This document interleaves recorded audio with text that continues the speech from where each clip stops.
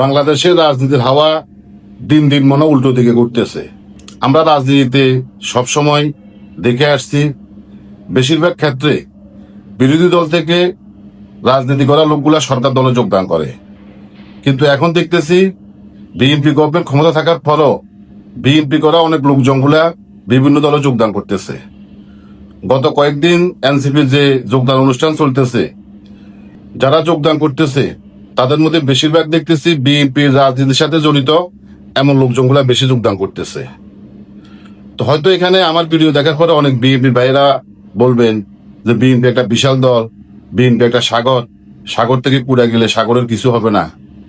না ভাই, আল্লাহর হুকুম হলে সাগরও শুকাইতে কিন্তু এক সেকেন্ডও সময় লাগে না।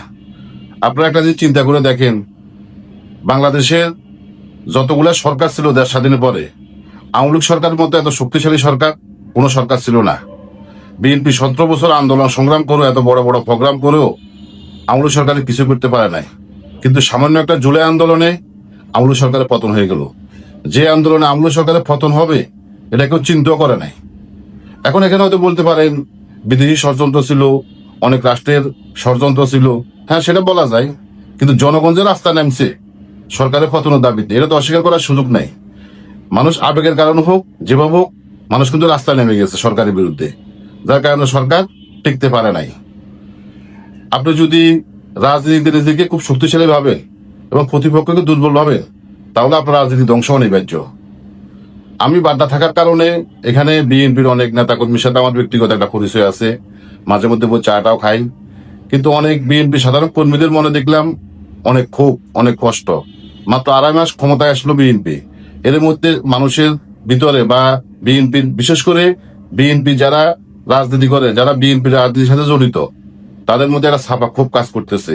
বিভিন্ন ফেসবুক পোস্টও সামনে দেখতেছি, যা কেন কি কারণে মাত্র 2.5 মাসের মাথায় মানুষের মনে ক্ষোভ সৃষ্টি হলো সেটা তো আর অনেকের জানা আছে, অনেকের অজানা আছে। এক একজন একটা মন্তব্যের মাধ্যমে তাদের ক্ষোভটা প্রকাশ করতেছে। কথাগুলো এই কারণে বললাম যে রাজনীতির হাওয়াটা মনে যেন দিন দিন উল্টো দিয়ে ঘুরতেছে। মানুষ এখন শুধু ক্ষমতা কেন্দ্রিক রাজনীতি করে না, মানুষের ক্ষমতার বাইরে রাজনীতি করার মানসিকতা এবং চিন্তা ভাবনা মানুষের ভিতরে তৈরি হয়েছে।